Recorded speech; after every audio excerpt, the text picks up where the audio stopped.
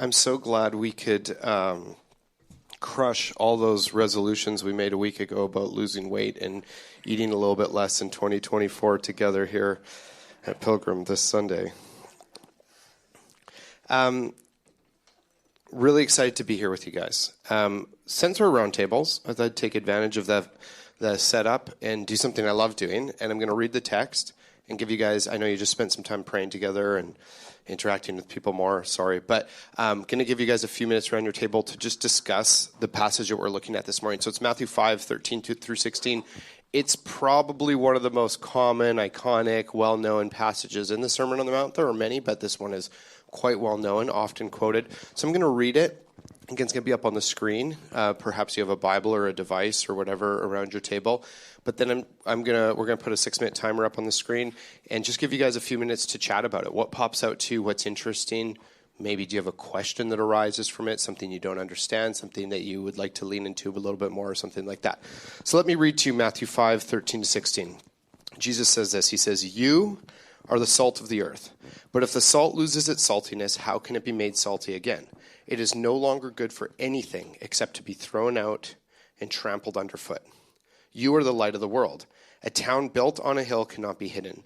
Neither do people light a lamp and put it under a bowl. Instead, they put it on its stand, and it gives light to everyone in the house. In the same way, let your light shine before others, that they may see your good deeds and glorify your Father in heaven." So take a few minutes around your table, chat, what stands out to you, what's interesting, what's inspiring, what do you not like, what questions do you have, and then I'll pop back up here in a few minutes. That's an exciting New Year's countdown on the screen there. Thanks for doing that. I would love to hear a couple things that popped up at some tables. You shouldn't be that surprised by that. I've pulled this move before. What's something interesting, and you can share someone else's thought and sound brilliant. I always say that. What's something interesting or a question that popped up at your table or something you guys were thinking about or mulling over? Sarah at our table had a good point about the higher up your light is, the more it shines, the bigger the influence, versus if you've got your light down low or if you put it up high. That's something to think about in terms of what we're doing. I just saw this hilarious reel. It's these two construction guys and their foreman comes over and they're looking over the edge of this big concrete well into the ground. And they're like, "We're done. Deepest well we've ever dug." And they're like, "We just don't understand what the light is at the bottom." And the foreman takes the plans and turns them upside down. And he's like, "You were building a lighthouse." And so anyways, that just made me think of that. Anyways, it's probably funnier if you watch the reel, but it's true. It's a really good point. I like that. That's a cool thought. Who else would love to share something? We'll get a couple more. Thanks for sharing that, Andre / Sarah. Guys, I'm a very patient person. Every minute I wait up here is a minute I don't have to preach, so it's all good. What's something, it doesn't have to be groundbreaking. What's something that was shared at your table that you're like, that was neat, or this is something I'm thinking about? We're talking about the question that's posed in the text, how can it be made salty again? So how does that happen? Did you, go on, can you give us a little bit more on that? That's kind of a teaser. Well, that was what we were in the middle of discussing.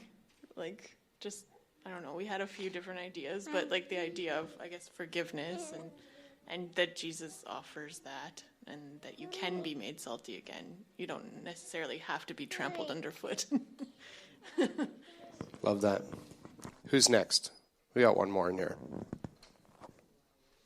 Yeah, right there. We're just talking about, kind of collaboratively. Sometimes if you're alone shining the light, it can seem dimmer, as opposed to having a church body to shine the light stronger to the community. Yeah. That's really good. Thanks so much for sharing that. Thanks for sharing, guys. My family just went to Manitoba for Christmas, and I don't know if you guys heard, but Swoop Airlines went out of business a couple months ago, and Flair just didn't have flights to Manitoba, and it seems like WestJet and Air Canada are maybe trying to recoup some COVID losses right now or something. So it's going to be a little over $3,000 for a family to fly to Manitoba. We don't go on exotic vacations, but I was like, why would we spend $3,500 flying to Portage La Prairie, Manitoba? This is the time to go to the Bahamas or a cruise or something. Anyways, we drove to Manitoba. And, we drove straight through 22 hours on the way there. This past week, as we were driving back, I was actually thinking about this text because I don't know if any of you have driven the Coquihalla in the middle of the night recently. It's really dark, like incredibly dark. When you're in the prairies, someone's headlights that you can see from like 30 miles away because it's so flat, gives a little bit of light. There aren't as many clouds and stuff. The Coquihalla is very dark, and since it's so curvy, you become very aware of the dark and how little reflectors they've actually put up on the curves and stuff like that. It's so dark, but it's so interesting when you're driving, and then all of a sudden there's that ominous glow in the distance, right? Like it's just, and you see something, and you're like, oh, we must be getting close to Merritt, and it's just kind of that glow coming from over the horizon. There's a city.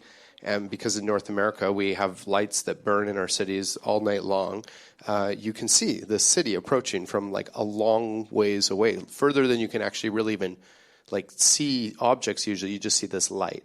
I was thinking about that with this. I was thinking about this idea of like a town burning brightly up high on the top of a hill, and you can see it from a long ways away. And even in like the darkest highway, even in the darkest night where when you're driving the Coquihalla, you're like, it's hard to see the lane lines like 40, 50 feet ahead of you. Sometimes it's quite dark. But all of a sudden you just see this glow, this huge glow. And Jesus says to people who are his followers, he says, you are the salt of the earth and you are the light of the world. One of the questions I was processing, and I'd invite you to process this yourself, is if Jesus were to show up right now and we were like, hey, Jesus, would you please just describe me? Or would you describe Pilgrim Church, or would you describe the church in Canada or the modern church in the world? If we just asked him to honestly describe us, do you think that these words would be his like really honest, authentic description? And I'd say this on like a corporate level, but also an individual level. If you're like, hey, Jesus, write my Tinder bio for me, or like write who I am. Sorry, Christian Mingle bio or whatever. Be honest. Would Jesus look at us and say, you're light, burning brightly like a town on a hill. You're salt, bringing flavor and value to the world. Would that be his honest description? Obviously, that's what he'd want us to be. And I've been actually just asking that question about myself and about the church in general in the world today. If Jesus showed up, would he say, yeah, you guys are light, you guys are salt, you guys are totally doing this? Or would it sound a little bit more like, well, I wish you were a little saltier. I wish you would burn a little more brightly. I wish you weren't this upside down lighthouse buried down into the ground, a well. Like, I know there's like the living water thing and stuff in the Bible, but it's not what Jesus is talking about here. Jesus offers first this idea, this being the salt of the earth. And if you've been around the church for a while, you've probably heard this terminology, go be salt, go be light. And I don't want to like beat that to death because we've talked about that a lot and we've thought about that a lot. But Jesus is talking about something of great value. Salt, back in the day, soldiers would often get paid in salt because it was valuable enough. It's why the turn of the phrase, I don't know if you've ever heard that expression, they're worth, like he's worth his salt, or they're worth their salt. A lot of those old expressions, I don't really know what they mean or how they work, but apparently that one comes because salt was quite valuable. It was used as a preservative. They didn't have refrigeration. It adds flavor, something of great value. Jesus says to his followers, you should bring great value. You should be like a wonderfully welcomed seasoning to the world. You should be preserving truth. You should be the ones bringing hope and life to a decaying world. This is what my kingdom is like. When Jesus talks here and he says, you're the salt and you're the light, he's describing what his kingdom is like and what people in his kingdom are like. So he would say, if you are part of my movement, if you're part of my kingdom, you're not like, some kind of bland food, dim light, but you're salt. You're this important seasoning. You are the salt of the earth. But if the salt loses its saltiness, how can it be made salty again? I'm no scientist. What do you call that? Chemist? I don't know. The elements. I know it's like Na on the elemental, the periodic table. I don't know. I didn't take chemistry. But I'm guessing, what? Oh, NaCl. Right. You need sodium chloride. Yeah, okay. I should use analogies that I know anything about, right? The first time I spoke here, I said something about chaff and farming and stuff, and I don't know if you guys remember, Shell got up afterwards. He's like, well, actually, you need to learn something about biomass. And I was like, bro, I was just... Anyways, NaCl, salt, saltiness. It's like, I'm no chemist, but I'm pretty sure it's a rhetorical question that says, like, if salt isn't salty anymore, it's useless. It can be thrown out and trampled underfoot. And it's actually a pretty intense statement of judgment that Jesus offers.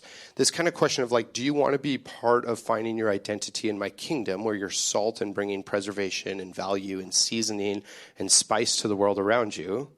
Or do you want to be trampled underfoot? In fact, the first time I spoke here, it was Psalm 1, and it's kind of these two extremes. You're either like this fruitful tree or this chaff, which apparently I know nothing about. We'll get Shell back, but it's like that will be thrown into the wind and will be discarded. You're kind of one or the other, and Jesus kind of pronounces judgment. But here's this brilliant invitation into a life and into a world that needs truth, that needs hope, that needs preservation. You are the salt of the earth.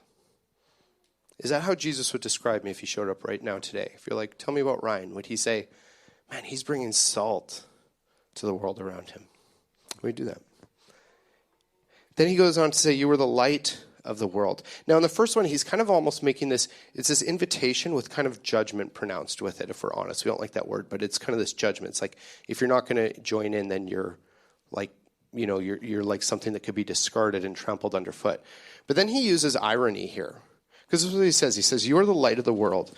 A town built on a hill cannot be hidden. Neither do people light a lamp and put it under a bowl.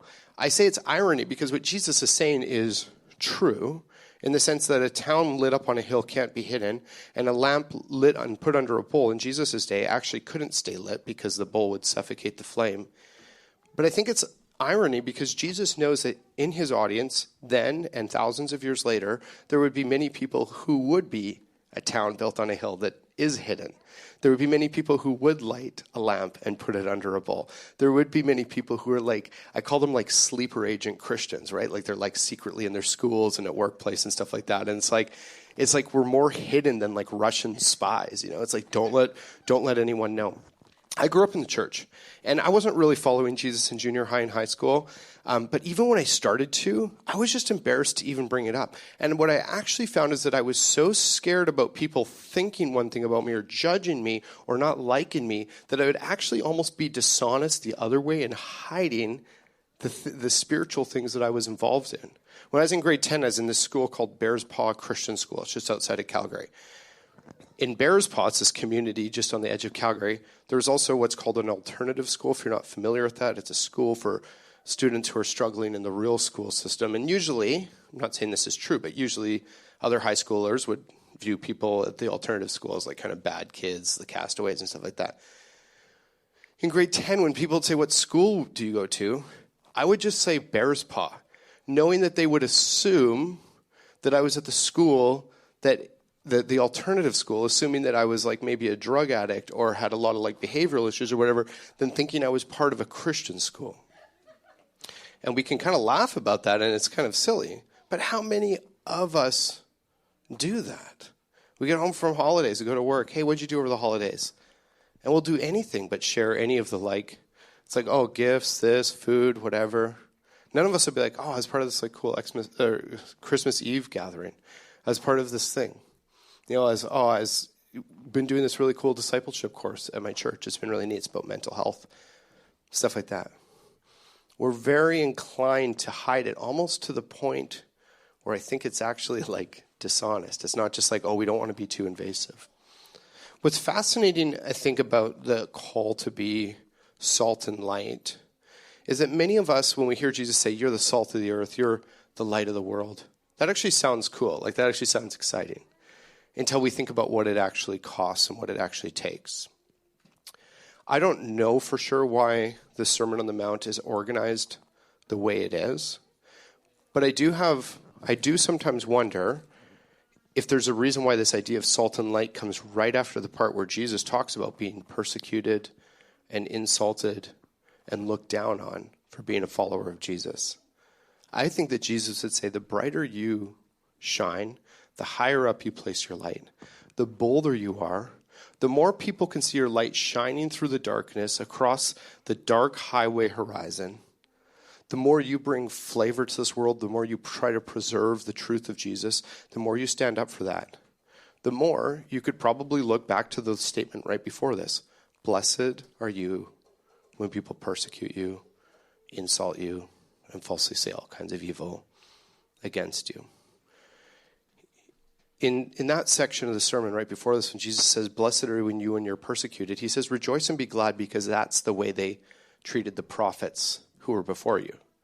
In Luke 6, Jesus says, woe to you if everyone likes you, because that's the way they treated the false prophets. We can become so consumed with being liked that we miss the true call of Jesus to just go be salt and light. To be honest, if we're really true to the song that we sang, all glory to be to Christ, we should be, the word obnoxious maybe sounds bad, but we should be like kind of obnoxious in how brightly we shine. And we should be experiencing that people maybe don't like us for that, inside and outside of the church. Because woe to you if everyone likes you, Jesus says, because that's how they treated the false prophets. But the true prophets, people insulted them, persecuted them, and rejoice and be glad, for great is their reward in heaven. It's like a Sunday school verse. You're the salt of the earth, you're the light of the world. I'm sure there are a bunch of like little children's church songs that go along with that, and it sounds cheery and fun until you grow up and you're in grade 10 going to a Christian school, or you work in a workplace in the school system or whatever, and you're like, the world's kind of hostile toward this. What if I lose my job? I remember one time we were on tour, and we didn't play a lot of schools, but we were playing this middle school in Mississippi. And usually at our shows, we didn't tour like in churches mostly, but we would usually say something about our faith. Well, okay. We would like always say something about Jesus from on stage. We'd play a rock and roll show and say some stuff about Jesus. I remember we were playing this middle school in Mississippi, and before the show, we were talking to the principal. It's just a public school.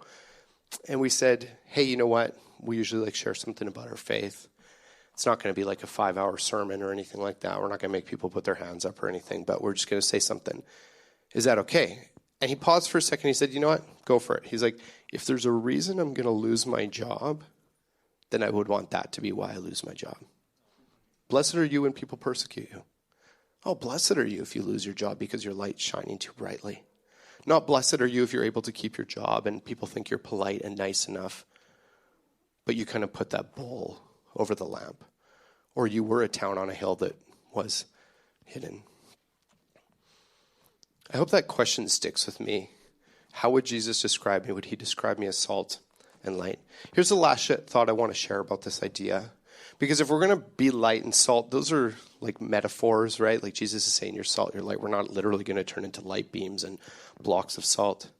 I think one thing that we often do, and I think this is not just like unique to the modern church, but throughout the history of the church that we've struggled with, is we hear a little bit of theological truth from God. Be like this, do this, engage in this. And then we go to the wrong source to define it. We go to the world and the culture around us to define it. It's kind of like if I want to know what a word means, looking it up in the encyclopedia. Or if I want to know like the history of an event, looking it up in the dictionary. Or say like I meet LeBron James. He's like, yo, you should like become a professional basketball player. I'm like, okay, sweet. And I walk away and I go to my dentist. And I'm like, hey, can you like teach me how to hoop? You know, or like if I want to like become an accountant and I go to like my doctor and I'm like, hey, teach me accounting. Maybe my doctor strangely is good at accounting. I don't know. But it's like we go to like a different source. Jesus says, you are the salt of the earth. You are the light of the world. We know that. We know that. But buried at the end of this text is a part of it that we usually ignore and miss out on, and it's central to the Sermon on the Mount in the text. Jesus says, you're the salt, you're the light. And he says in verse 16, in the same way, let your light shine before others. And here's the thing, because this is language that we've kind of rejected in the modern church because we've turned to culture. We've reacted against some of the legalism of the church historically, which I think in some ways is good to react against. But we've gone so far to the other extreme that when we hear anything like good deeds or like morality or anything like that, we're like, oh, that's like just, you know, being saved by work. It's nothing like that. These are just the words of Jesus. He says, let your light shine before others that they may see your good deeds and glorify your Father in heaven. There's this idea in the Bible, holiness, righteousness.